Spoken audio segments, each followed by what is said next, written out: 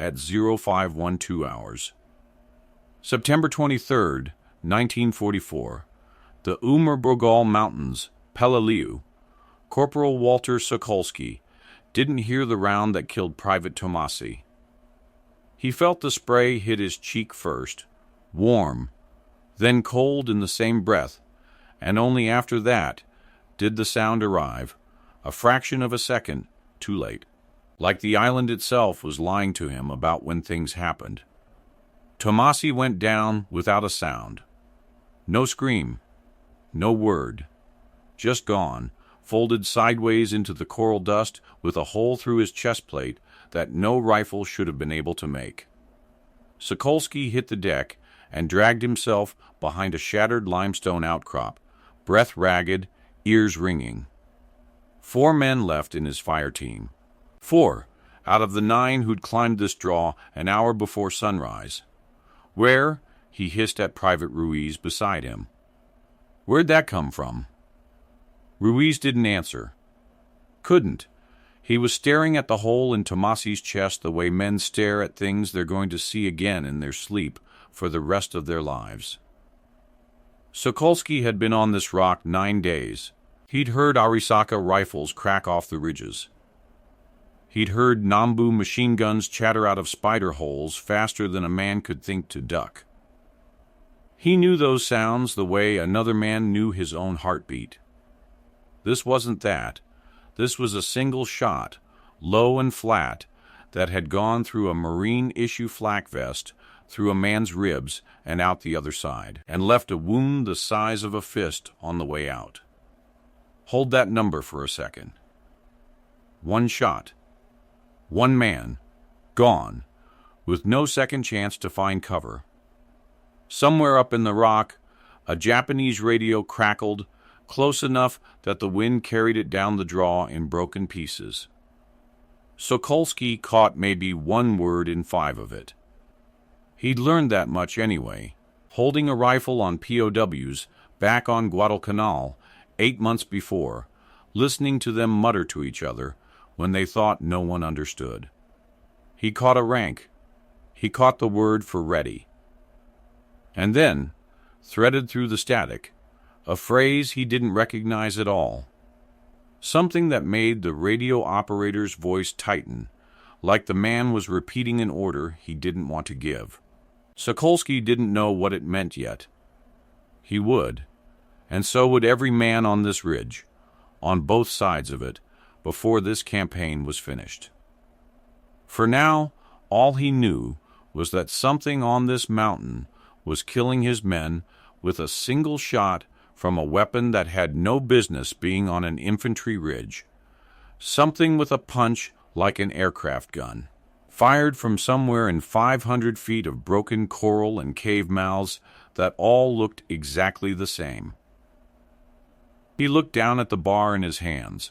19.5 pounds of American steel, 20 rounds, to a magazine, a weapon that had carried him through Guadalcanal and Cape Gloucester, and now this furnace of a rock the Navy charts called Peleliu. It suddenly felt very small. Up the draw, another shot cracked out, flat and final. Another man screamed this time, wounded, not killed, and the scream cut off into ragged gasping that told Sokolski everything about how bad it was. Whatever was up there in that mountain, it was going to keep killing his men 1 surgical shot at a time, all day long, until somebody figured out how to answer it. Sokolski had no idea, lying in that coral dust with another man's blood drying on his face, that he was about to become the man who answered it, and that before this island was finished with him, the enemy would have a name for what he built. A name spoken in a frightened whisper, in caves all over this mountain for the rest of the campaign. But that was still days away. Right now, he just needed to get 4 men back down this ridge alive. Pull back the lens a moment, because to understand what happened on that ridge, you need to understand what Peleliu actually was. By late September 1944, The 1st Marine Division had been chewed to pieces fighting through the Umurbrogol, a tangle of coral ridges and limestone sinkholes the men had already started calling Bloody Nose Ridge, because that's what it did to anyone who tried to take it the conventional way. The Japanese 14th Infantry Division, under Colonel Kunio Nakagawa, had spent over a year before the invasion turning that mountain into something almost nobody back in Washington had planned for. Not a beach to defend, but a fortress to bleed an army to death inside of. Hundreds of caves, interlocking fields of fire, tunnels that let a single machine gun crew disappear, relocate 50 yards through solid rock, and open up again from a position nobody had cleared yet. The U.S. Army's 81st Infantry Division, the Wildcats, had been brought in to relieve the battered Marines, and Sokolski's outfit was part of the first wave sent up into the Umurbrogol to keep the pressure on while the brass back at Division HQ tried to figure out what in God's name they were actually facing up there. What they were facing, it turned out, was worse than caves and crossfire. Hold that number. 400 yards. That's roughly how far a standard Japanese Arisaka rifle could put a man down with any real accuracy. The shots killing Sokolski's squad were landing clean at 600 yards or more, through cover, through body armor, with a single round doing damage no rifle bullet should do. Something heavier was up there, something that didn't belong on a ridge held by infantry at all. Division intelligence had no answer either. The S2 officer, who came forward that afternoon to examine Tomasi's wound, stood over the body a long while, turning the exit wound over in his mind, before admitting he had nothing. No caliber on record that matched, no captured weapon on the island's inventory that explained it. He wrote it up as unidentified heavy ordnance, possible repurposed weapon, filed it, and moved on. Because there was no time on Peleliu to chase a mystery without a body count attached to it yet. It would have a body count soon enough. Captain Roland Ashworth didn't want to hear theories about it. Ashworth ran his company the way he'd been taught to run a company, by the book, by the map, by the regimental plan handed down from above, and by a deep, career-shaped conviction that improvisation was how good men got other good men killed. He'd already lost a platoon trying to take the draw head-on 2 days earlier, in a frontal push straight up the gut of the ridge, exactly the way doctrine said an entrenched position should be reduced. Fire and movement, squad, by the manual. It hadn't worked. The Japanese let the lead elements get within 30 yards of the ridgeline, and then opened up from 3 directions at once, out of holes nobody had spotted, and Ashworth had pulled what was left of 2 squads back down the slope, under smoke, white-faced, refusing to call it a defeat in his report. "We go again at first light," Ashworth told his platoon leaders that evening. Jaw tight, voice clipped. Same plan. Tighter intervals. We push through.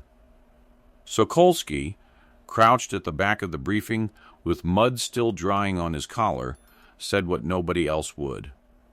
"Sir, with respect, the same plan's what put 11 men in bags yesterday."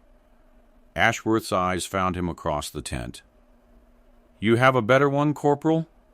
Sokolski didn't, yet not really. But he'd noticed something on the way back down that draw that morning, dragging Ruiz with a bullet wound through his calf. Something half buried in scrub at the edge of a bombed-out airstrip a quarter mile behind their lines. A wrecked Japanese Zero, nose crumpled into the coral, one wing torn clean off in the crash, its 20mm cannon still half intact in the wing root, glinting dull and oily in the heat. He hadn't said anything about it in the tent. Not yet.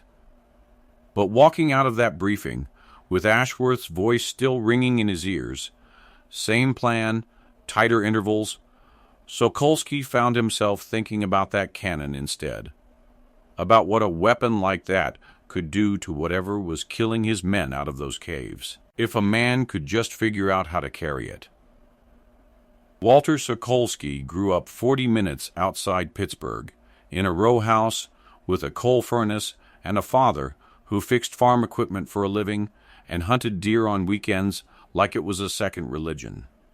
By 12, Walter could strip a bolt-action rifle blind and reassemble it faster than his father could finish his coffee. By 16, he was apprenticing 3 afternoons a week at a machine shop downtown that by 1941 had picked up a war contract retooling parts for aircraft engines.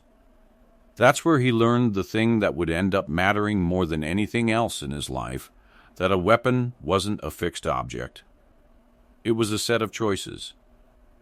Barrel length traded for range. Weight traded for rate of fire. Every gun ever built was somebody's compromise, and compromises could be unmade if you understood the machine underneath them. He'd spend his lunch breaks in the corner of that shop where the aircraft cannon parts came through for inspection, 20mm breech assemblies, belt feed mechanisms stamped with tolerances tighter than anything on a hunting rifle. He wasn't supposed to touch them. He touched them anyway, turning them over in his hands after the foreman went to lunch, learning how a feed cam timed itself against a bolt carrier, filing the geometry into his memory the way other boys his age memorized batting averages. His rough grip on Japanese had come later, and from somewhere he never talked about much, 8 months guarding a small POW holding pen on Guadalcanal before his transfer forward. Long, humid nights listening to prisoners mutter to each other in low voices when they thought the guard outside didn't understand a word.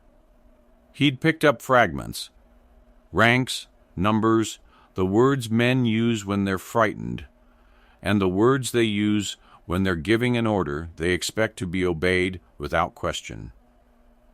Not fluency, just enough to catch the shape of a threat before it fully arrived. The hunting instinct came from his father, from cold Pennsylvania mornings spent learning to read a deer trail backwards, to sit motionless in a blind for 3 hours without moving a muscle, to understand that the animal that survived wasn't the strongest one in the woods, it was the one that never let itself be seen until it chose to be. Now, 2 days after that mountainside briefing, all 3 of those threads came together at once, in the wrecked husk of a Japanese Zero behind the lines. Sokolski worked at night, by hooded flashlight, in a depression behind a supply tent where nobody would ask questions if he was careful. He pulled the 20mm cannon's breech and feed assembly from the wing root with a borrowed wrench and more patience than he had any right to in a combat zone. Fingers raw from coral dust and rust. The idea was simple to describe and brutal to execute. Strip his bar down to its receiver and trigger group, and marry it to a modified version of the Zero cannon's belt feed mechanism, abandoning the bar's 20-round box magazine entirely in favor of a continuous ammunition belt rigged from salvaged machine gun links, fed through a housing he hammered and filed out of a section of the Zero's own ammunition chute. What he traded for it was steep. The rebuilt weapon was nearly 30 pounds loaded, 11 pounds heavier than the standard bar. It ran hot fast, the barrel glowing dull within 90 seconds of sustained fire, which meant he had to scavenge and fit a quick-change barrel sleeve, something no infantry bar had ever been designed to need. It was loud enough to give away a position to anyone within 400 yards, and it ate ammunition at a rate that would leave him dry inside of 2 minutes flat if he wasn't disciplined about his trigger discipline. But it didn't need a magazine change every 20 rounds anymore. It could put out sustained automatic fire for as long as the belt held and the barrel survived. And the round it spat, still standard. 30.06 but driven through a tighter, longer barrel, scavenged from a second wrecked rifle, hit with a flatter trajectory and a nastier energy dump than anything coming out of a stock bar. He nearly lost it twice before it was finished. Once, on the second night, a misaligned feed cam jammed a live round halfway into the chamber at an angle, and the whole housing nearly cooked off in his hands before he wrenched the bolt back with a strip of leather wrapped around his palm, swearing under his breath in 2 languages. The second time was worse. Captain Ashworth's supply sergeant found the disassembled cannon parts laid out on a tarp behind the tent the next morning, and nearly had the whole rig confiscated as unauthorized ordnance, government property, cannibalized without orders, a court-martial offense on a quiet day, let alone in the middle of an active campaign. Sokolski talked his way out of it with nothing but nerve, and the promise that he'd have it ready to prove itself within 48 hours. The sergeant let it slide, but only barely, and only because Ashworth hadn't been told yet. By the third night, it was done. A monster of a weapon, ugly as sin, barrel jacket scorched black, belt feed rattling faintly with every shift of his shoulder. He hadn't fired a single live round through it yet. Tomorrow, he would have to. And he had no idea whether it would save his squad or kill him first. The order came down at 0430 the next morning, and it was exactly the order Sokolski had been afraid of. A forward observer team, 2 men, a radio, and a pair of binoculars, worth more to the assault than an entire platoon of rifles, had pushed too far up the draw the previous evening, trying to spot the source of that single surgical, oversized weapon killing Marines and wildcats alike. They'd found a position. They'd also gotten themselves pinned in a shallow defile 200 yards short of the ridgeline, cut off when a Japanese patrol slipped in behind them in the dark. Ashworth's plan was the only plan Ashworth knew how to make. A full squad, advancing in standard fire and movement formation, straight up the same exposed approach that had cost him a platoon 2 days before, to extract the observers by main force. "Sir," Sokolski said, "that approach is exactly what got us killed Tuesday. It's the approach we've got maps for." Corporal Ashworth snapped back, already turning away. "You'll move on my command." Sokolski moved, but not the way he was told to. When the squad jumped off into the open ground of the lower draw, Sokolski peeled west instead of advancing straight up the gut, alone, hugging a fold of dead ground his father had taught him to read on a Pennsylvania hillside 15 years before anyone handed him a rifle. It was a flagrant violation of the formation Ashworth had ordered. It was also the only way Sokolski could see to reach the pinned observers without walking his squad straight into that ridge's kill zone a second time. The first complication hit before he'd gone 40 yards. The heat.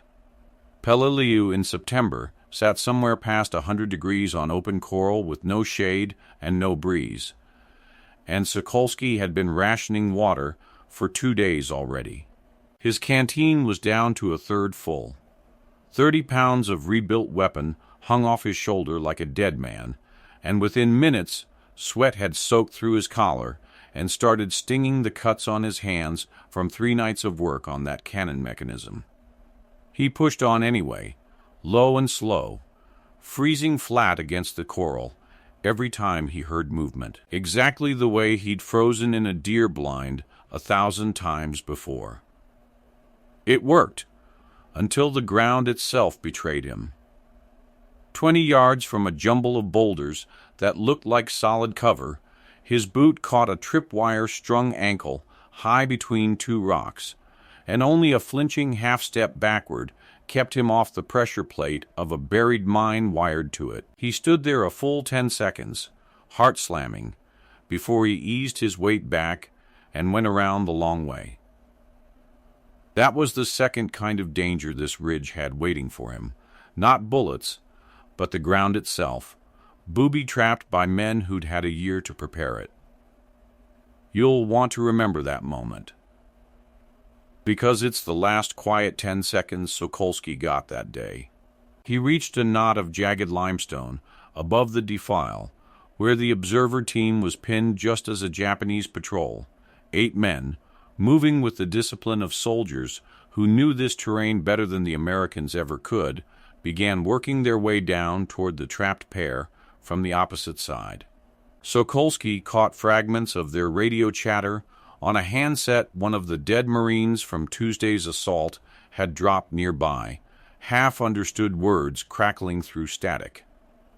He caught a number, a grid reference maybe, and a phrase he recognized from his nights guarding POWs, an order to move in close before opening fire, so the Americans couldn't call artillery down on their own position. He understood the trap 2 full seconds before the observer team did.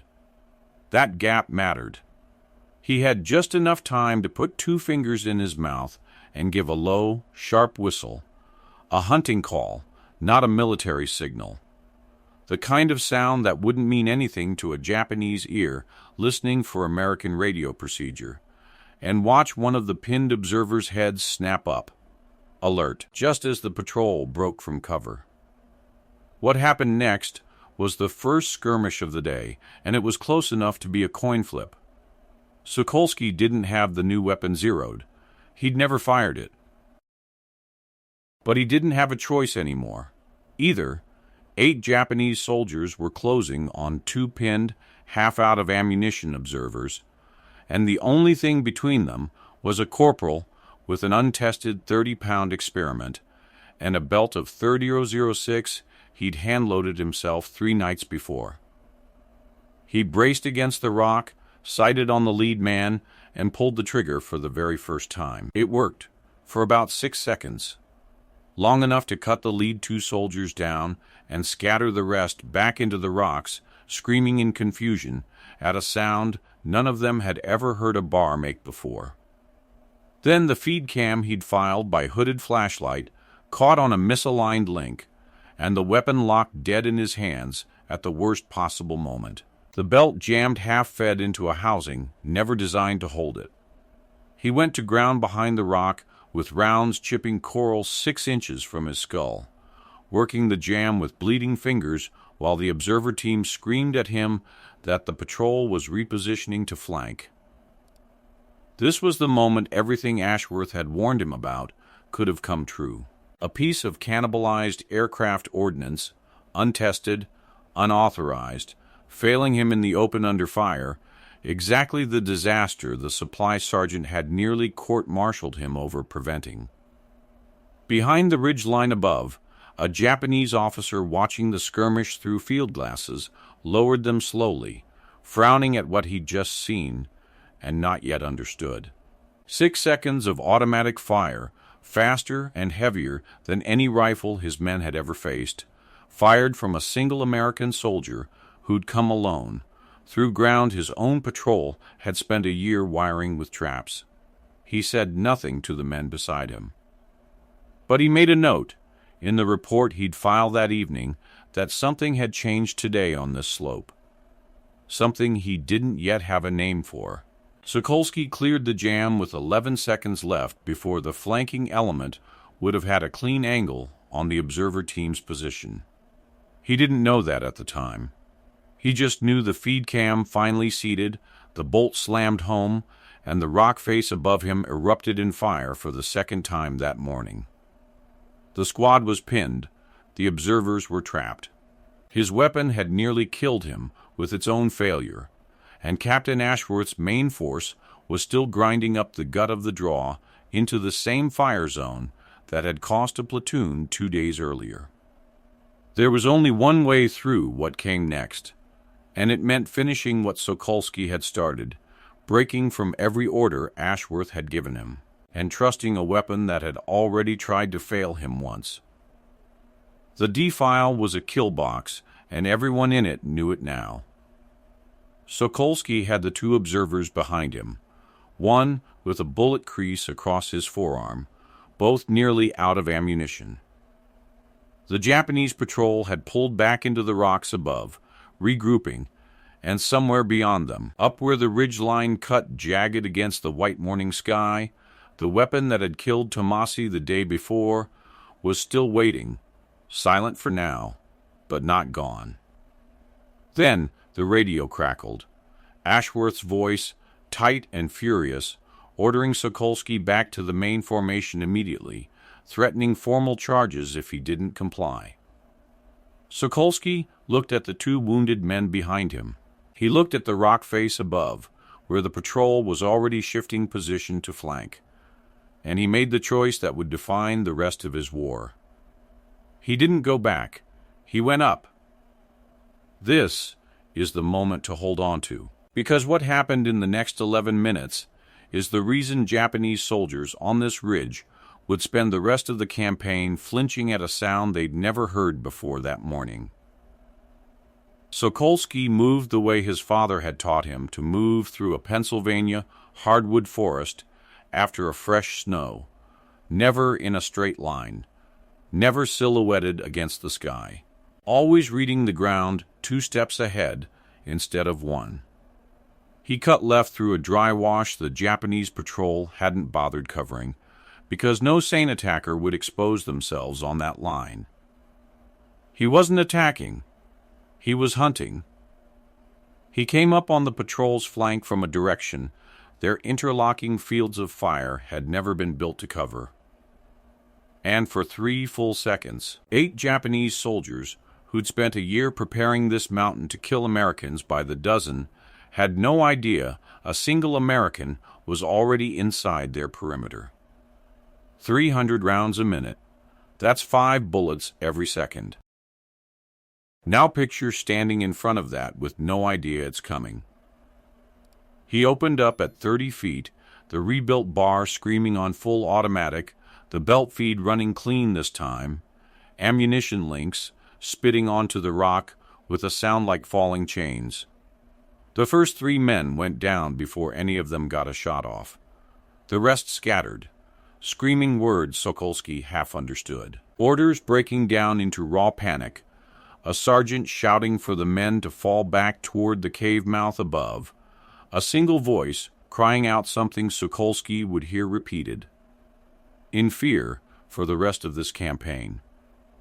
A phrase that translated, roughly, to the devil's broom. The smell hit him before anything else did, cordite and scorched limestone dust, and something underneath it he didn't let himself name. Brass links piled hot at his knees, smoking where they landed.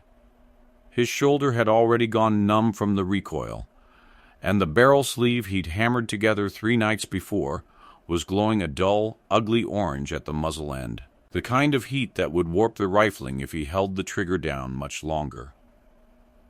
Up on the ridge, in a second cave mouth 50 yards north of the one he'd just silenced, a Japanese platoon sergeant named Shimizu, 26 years old, 3 campaigns behind him, a man who had never once in this war-broken formation under fire, found himself flat against the cave wall with his runner, listening to a weapon his ears refused to categorize.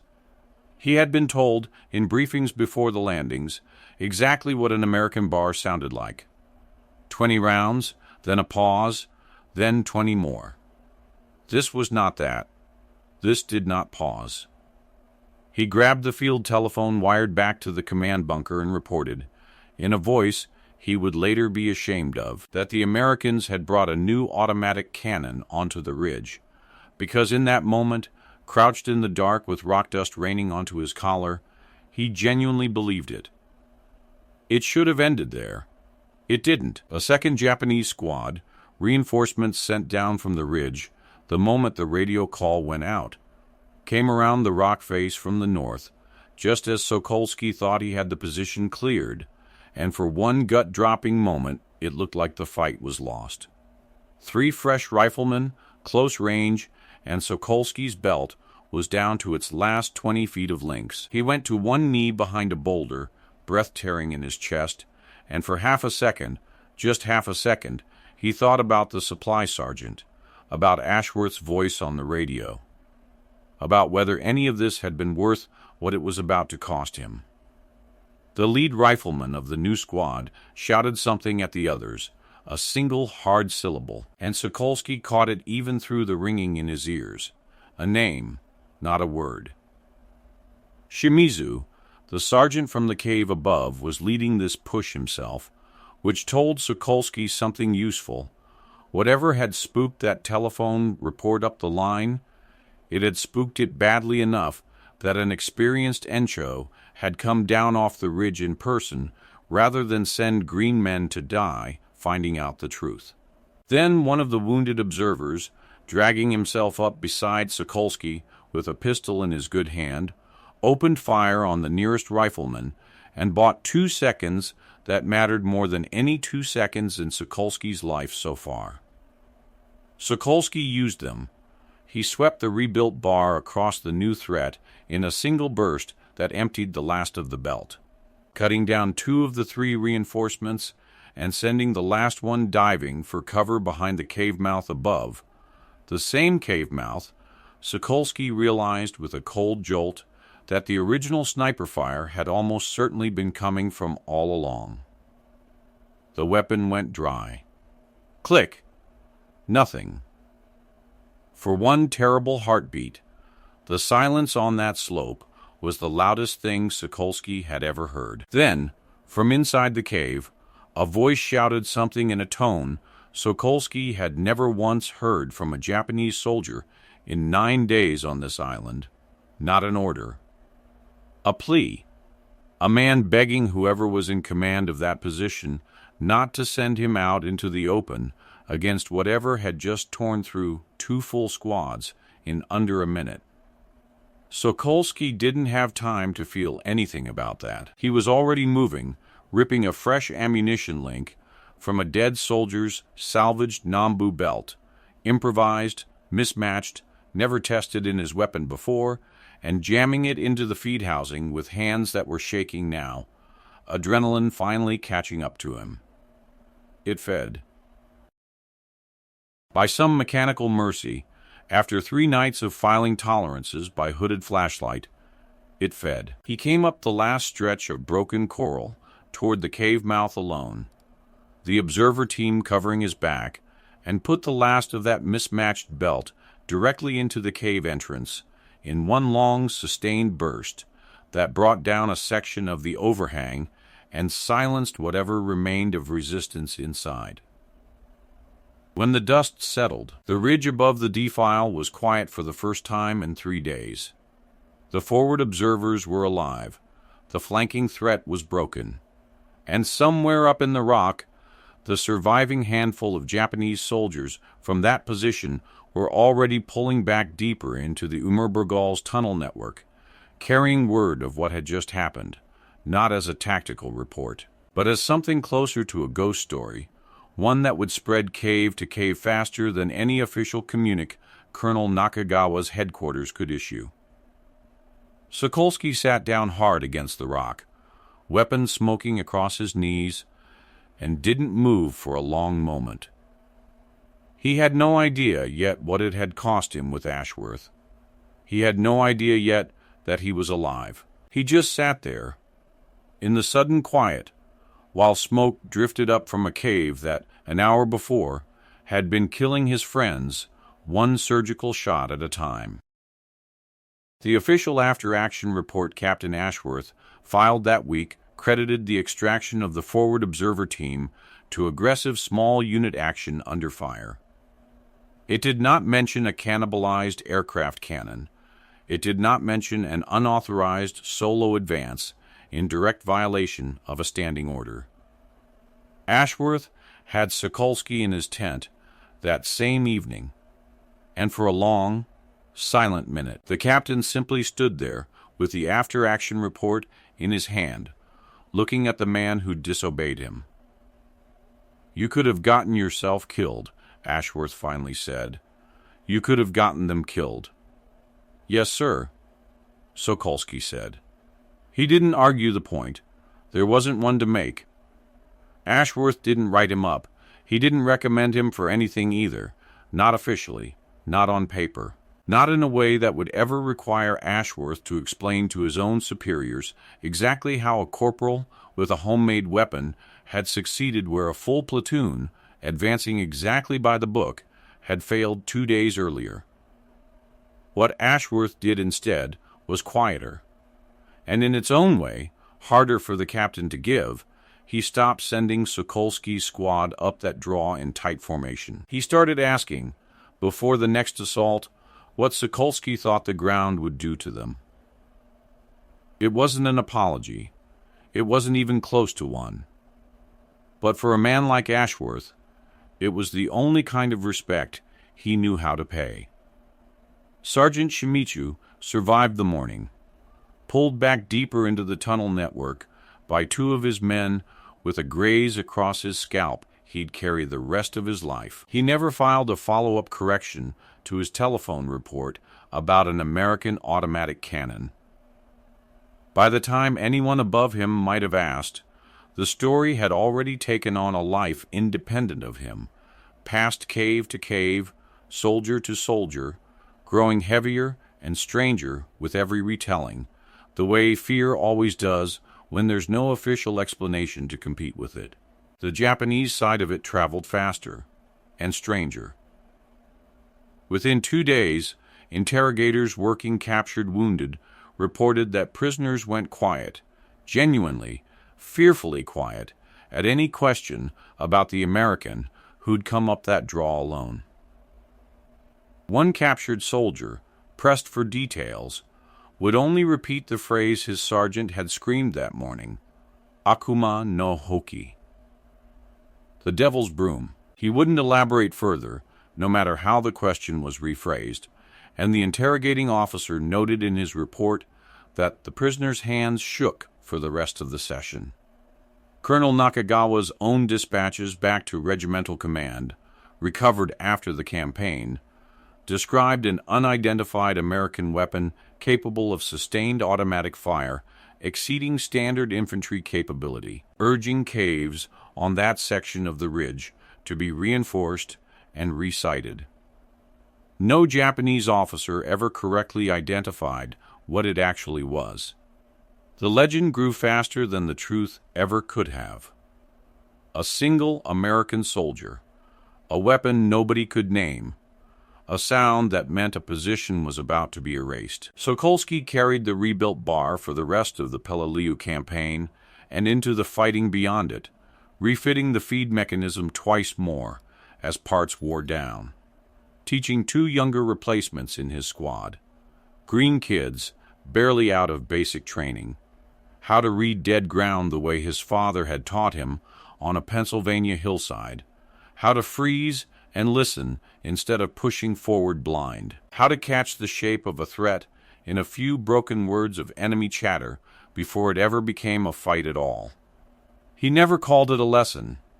He'd just nod toward a fold in the terrain during a lull and say, quietly, "That's how you'd come up on us, if you were them." And the kids would look and start to see the ground the way he saw it.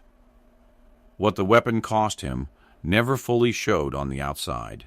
He came home in 1946, missing 2 fingers on his left hand from a barrel that finally gave out under him on Okinawa the following spring, and carrying a silence about that morning in the defile that he didn't share with anyone for the better part of 30 years. Not the 8 men, not the cave, not the 11 minutes that the Japanese on that ridge would remember as something closer to a haunting than a battle. What he never forgot, what he told his own son, decades later, the one time he spoke about it at length, was the sound of that voice from inside the cave, begging not to be sent out. Not fear of him exactly. Fear of what he'd built, and what it had revealed, that the old rules everyone had trusted, on both sides of that ridge, had stopped applying the moment a Pittsburgh machinist's apprentice decided a bar didn't have to stay a bar. That single oversized shot that had killed Tomasi on the first morning of this story, the one Sokolski never got an answer for in the chaos of the fight, turned out, weeks later, to have come from a Japanese Type 88 anti-aircraft gun, dragged into a cave and depressed to fire point-blank down the draw, the same kind of repurposed vehicle weapon Sokolski himself had been inspired by. Two men, two sides of the same war, both deciding a weapon built for the sky belonged on the ground instead. Only one of them lived to tell anybody about it. That's the story of the bar that earned a name in a language its own inventors never imagined for it, and the corporal who broke every rule in the book to build it, 3 nights, by hooded flashlight, out of a wrecked Zero and a dead man's belt links. If you'd been in that defile, with 2 wounded observers, an empty weapon, and a captain ordering you back, would you have gone up that ridge alone, or back down to the formation? Tell me in the comments. And tell me which weapon merge you want to see next. There are 100 more stories like this one, buried in the after-action reports, waiting for somebody to tell them right. Sokolski never got a medal for what happened in that cave.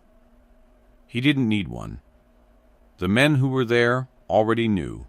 If you want more stories like this, the soldiers' history almost forgot, and the weapons that shouldn't have existed, hit subscribe, and I'll see you in the next one.